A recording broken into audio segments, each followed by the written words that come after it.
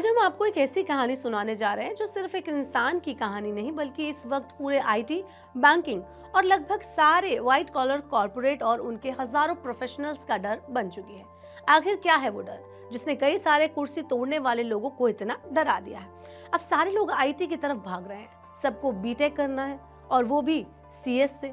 पर क्या इस सेक्टर की नौकरियां सैचुरेशन पर पहुंच रही हैं और इनके टॉप और मिडिल लेवल पोस्ट पर भी जॉब लॉस का खतरा बना हुआ है? चलिए आपको ये सारे सवालों के जवाब देते हैं इस वीडियो में। Hello and welcome to money 9, मैं हूं मीनू शर्मा।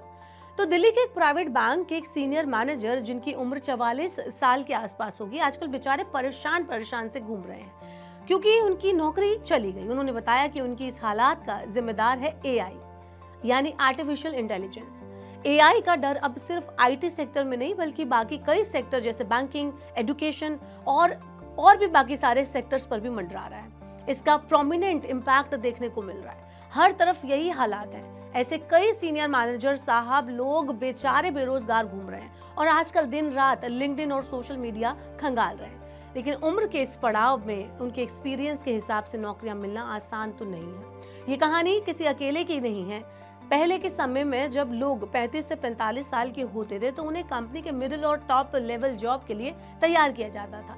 लेकिन अब मामला एकदम 360 डिग्री पलट गया है। अब कंपनियों को उतने एक्सपीरियंस की जरूरत है ही नहीं जितना पहले हुआ करती थी, क्योंकि टेक्नोलॉजी बहुत रैपिडली चेंज हो रही है और इसकी वजह से एक जूनियर और सीनियर उस टेक के लिए एक ही लेवल पर खड़े हुए हैं। और कंपनियों को जूनियर एम्प्लॉय सस्ते पड़ते हैं और वो टेक्नो फ्रेंडली भी होते हैं। उनके लिए नई स्किल सीखना आसान हो जाता है और उन्हें इधर उधर ट्रांसफर करना भी मुश्किल नहीं होता। तो अब बड़ा सवाल यह है कि इस 40s और न्यू 60s यानी रिटायरमेंट की एज अब 60 से 40 to 45 पर आ गई है। क्या ऐसा होने वाला है? इन सब की शुरुआत तब हुई जब देश की सबसे बड़ी IT company Tata consultancy services यानी जिसे हम टीसीएस से जानते हैं, उसने 12,000 सीनियर और मिड लेवल मैनेजर्स को निकालने का फैसला किया। ये कंपनी के इतिहास की सबसे बड़ी छटनी है। कंपनी की तरफ से कहा गया कि ये स्किल मिसमैच की वजह से किया गया है, लेकिन इंडस्ट्री एक्सपर्ट्स इस पर कहते हैं कि इसकी असली वजह एआई और ऑटोमेशन है। नैस्कॉम ने अपने आईटी सेक्टर के आउटलुक में भी ये साफ कहा कि आने वाले वक्त में इन कंपनियों में और भी छटनियां होंगी। आईटी सेक्टर के आंकड़े खुद इस बदलाव की कहानी कहते हैं। सिर्फ पिछले 12 महीने में 15 साल से ज्यादा एक्सपीरियंस रखने वाले 7700 से ज्यादा सीनियर प्रोफेशनल्स ने TCS, Infosys, Wipro, HCL tech Mahindra, Cognizant और एलटीआई, माइंडट्री जैसी बड़ी कंपनियों ने छटनी कर दी है। लेकिन सवाल यह है कि इन लोगों का हुआ क्या? एक रिपोर्ट बताती है कि इनमें से करीब 43% प्रोफेशनल्स दूसरी आईटी कंपनी में चले गए। लगभग इतने ही लोग जीसीसीएस में शिफ्ट हो गए। जीसीसीएस असल में मल्टीनेशनल कंपनियों के अपने इन हाउस टेक्नोलॉजी हब होते हैं और बाकी बचे कुछ लोग मल्टीनेशनल कंपनियों, स्टार्टअप या फिर नॉन टेक सेक्टर में चले गए।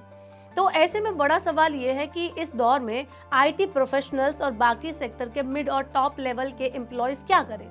तो एक्सपर्ट्स का मानना है कि अगर कोई मिड या सीनियर लेवल पर है तो सिर्फ रिपीट होने वाला या नॉन कोर काम करता है अगर वो बंदा, तो उसकी जॉब सबसे ज्यादा खतरे में है। इस दौर में करियर बचाना है तो नई स्किल्स आपको सीखते रहनी पड़ेगी, खासकर आर्टिफिशियल इंटेलिजेंस, क्लाउड ऑटोमेशन और प्रोडक्ट इंजीनियरिंग जैसे सेक्टर में।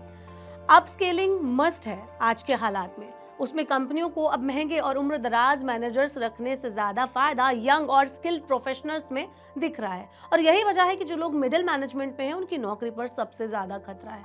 आप हमें बताइए कमेंट बॉक्स में कि आपके हिसाब से एआई कितना ज्यादा जॉब खा रहा है, भविष्य में इसके क्या कुछ खतरे आपको नजर आ रहे हैं, हमें आप कमेंट करके बता सकते हैं। ऐसे और वीडियोस के लिए देखते रहिए मनी 9 और सब्सक्राइब करें मनी 9 का यूट्यूब चैनल।